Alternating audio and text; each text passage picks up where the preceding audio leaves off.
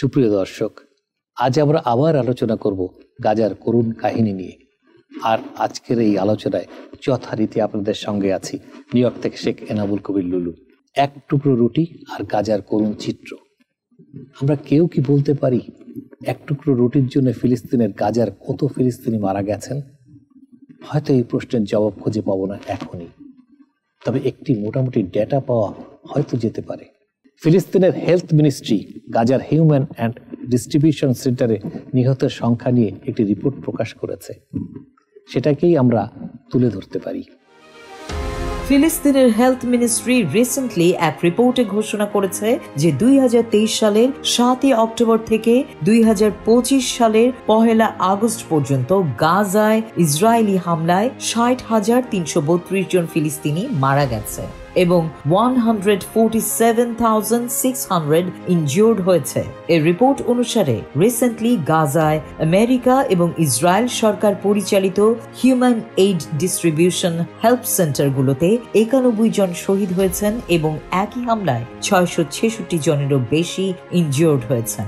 এই ঘটনাগুলো সহ আরো যেসব ঘটনা রয়েছে, রুটি আনতে গিয়ে সেগুলো রুটির টুকরোর জন্য মৃত্যু নামে পরিচিত। এমন শহীদের সংখ্যা 330 জনে পৌঁছেছে এবং আহতের সংখ্যা 8,818 জনে পৌঁছেছে।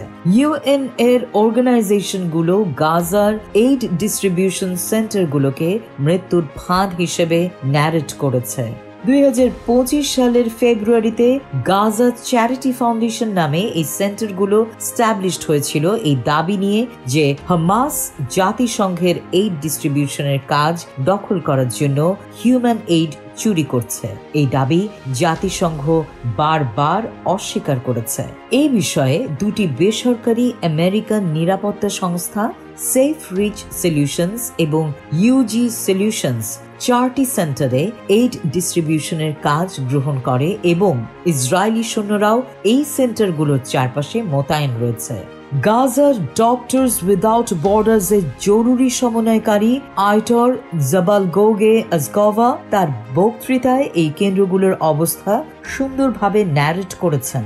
তিনি বলেছেন, 4টি ডিস্ট্রিবিউশন সেন্টার এমন এলাকায় অবস্থিত যেখানে বাসিন্দাদের রিফিউজি করার পরে ইসরায়েলিদের সম্পূর্ণ কন্ট্রোল রয়েছে।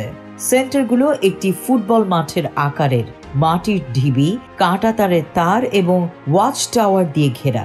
শুধুমাত্র একটি এন্ট্রান্স রয়েছে এবং যখন কর্মীরা খাবারের বাক্সগুলো ভেতরে রাখে এবং দরজা খুলে দেয়, তখন হাজার হাজার মানুষ একসাথে ঢুকে পড়ে। সবাই একটু খাবারের জন্য লড়াই করে। যদি কেউ আগে চেক পয়েন্টের কাছে পৌঁছায় তাহলে তাদের গুলি করা হয়। যদি তারা সময় মতো পৌঁছায় কিন্তু ভিড় থাকে এবং তারা ফ্রেঞ্চ বা কাঁটাতারের উপর দিয়ে লাফিয়ে যায়, তবুও তাদের গুলি করা হয়। যদি তারা দেরিতে পৌঁছায় তবুও তাদের গুলি করা হয়, কারণ এলাকাটিকে রিফিউজি এরিয়া হিসেবে বিবেচনা করা হয়। গাজার মানুষের এই যে দুঃখ কষ্ট, এর অবসান কবে হবে? এই প্রশ্ন এখনই সবার মনে ঘুরপাক খাচ্ছে। এই প্রশ্নই এখন সবচেয়ে বড় প্রশ্ন হয়ে দেখা দিয়েছে। ওয়ার্ল্ডের প্রায় 8 বিলিয়ন মানুষ তাদের চোখের সামনে এভাবে ফিলিস্তিনিদের খাদ্যের জন্য কষ্ট দিয়ে অত্যন্ত অপমানজনকভাবে হত্যা করা হচ্ছে, তা মোটেই অ্যাকসেপ্টেবল না। এর বিরুদ্ধে অবশ্যই অপিনিয়ন গড়ে তোলা উচিত। ওয়ার্ল্ডে যেসব হিউম্যান রাইটস অর্গানাইজেশন আছে তাদেরকে স্ট্রং পজিশন নিতে হবে। তা না হলে তাদের কথা শুধু কথাই থেকে যাবে, কাজের কাজ কিছুই হবে না। ফিলিস্তিনিদের আরব বা মুসলিম হিসেবে না দেখে বরং মানুষ হিসেবেই তাদের দেখতে হবে। ওয়ার্ল্ডে যখন হিউম্যানিটি নিয়ে এত কথা, এত কাজ, সেখানে কেন ফিলিস্তিনিদের সাধারণ মানুষের কেন নিরাপদে বাঁচার রাইট থাকবে না? এই প্রশ্নের জবাব খুঁজে বের করতে হবে। এই জন্য ওয়ার্ল্ড লিডারদের বিবেক অ্যাক্টিভ করতে হবে।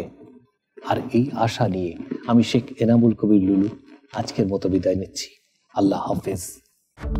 সলভিয়ান টেক নিউ ইয়র্কের একমাত্র কমপ্লিট বাংলাদেশি আইটি ফার্ম, যাদের স্পেশালিটির মধ্যে রয়েছে web development, application development, digital marketing এবং সব ধরনের office IT support services. Solvian tech দিয়ে গড়ে তুলুন আপনার স্বপ্নের প্রজেক্ট। তাদের বিশ্বস্ত ও স্মার্ট সার্ভিস নিতে কল করুন 9179164104। ভিজিট করুন www.solviantech.com। Email sheikh.kabir@solviantech.com।